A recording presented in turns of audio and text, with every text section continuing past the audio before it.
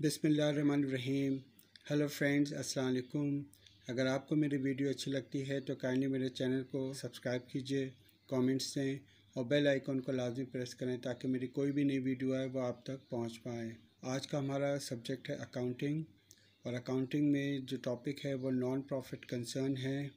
आज का जो टॉपिक है ये inter commerce, BCom, O level, A level, BBA, MBA के लिए बहुत इंपॉर्टेंट है। और ये जो नॉन प्रॉफिट का क्वेश्चन जो मैंने आज चूज़ किया है ये इंटर कॉमर्स के 2017 में बोर्ड के इम्तहान में आया था।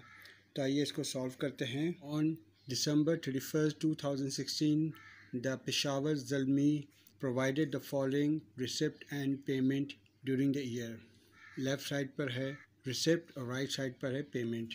सब्सक्रिप्शन 10,000 है, sales of refreshment 1600, sales of match ticket 2000 है। पेमेंट साइड पे अब हम देखते हैं purchase of refreshment 900, extension to building 5000 है, salary 4000, purchase of sports equipment 7000 है, interest on loan 300।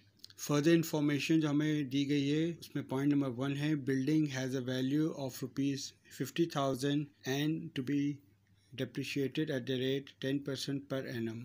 Point number 2 है there was no beginning inventory of sports equipment at the end of the year. It was valued at ₹5,000. फिर हमें hint दी हुई है depreciate sports equipment by ₹2,000. Third information जो हमें दी गई है वो no stock of refreshment snacks at the end of the year।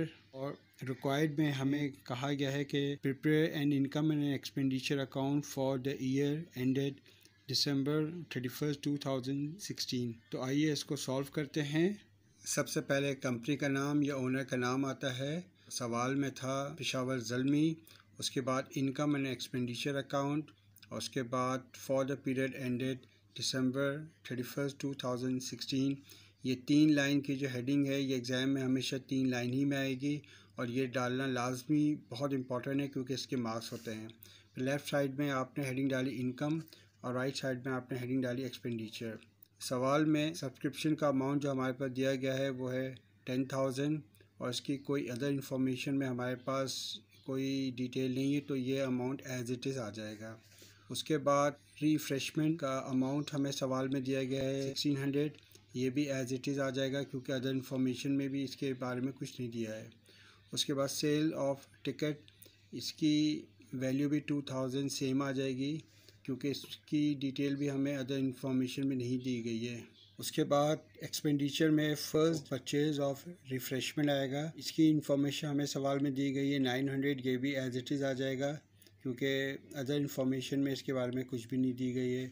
उसके बाद सैलरीज़ हमारे पास है, सैलरीज़ भी एज इट इज़ आ जाएगा जो कि सवाल में है 4000। उसके बाद इंटरेस्ट ऑन लोन है, एज इट इज़ आ जाएगा 300। उसके बाद डेप्रिसिएशन एक्सपेंस है बिल्डिंग की, तो इसमें यहाँ पे अमाउंट हमें दिया गया है 5500।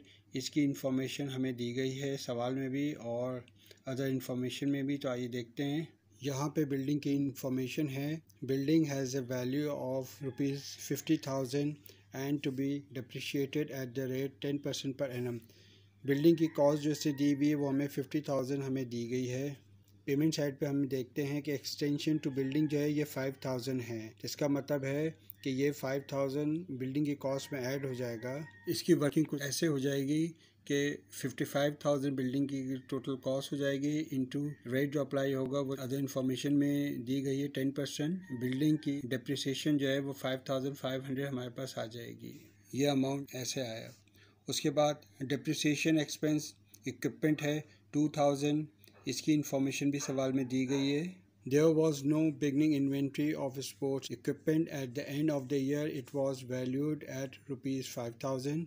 उसके बाद से ब्रैकेट में हिंट दी गई है कि depreciate sports equipment by ₹2,000। Value हमें इसने इन्फॉर्म कर दी है।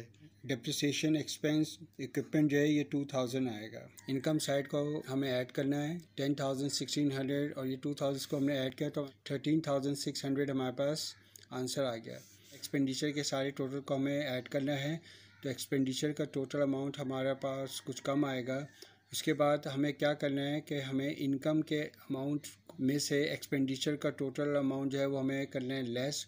तो हमारे पास 900 का आ जाएगा डिफरेंस, जो कि उस साइड पर आता है जो साइड कम होती है, और उसके सामने हम लिख देंगे सरप्लस।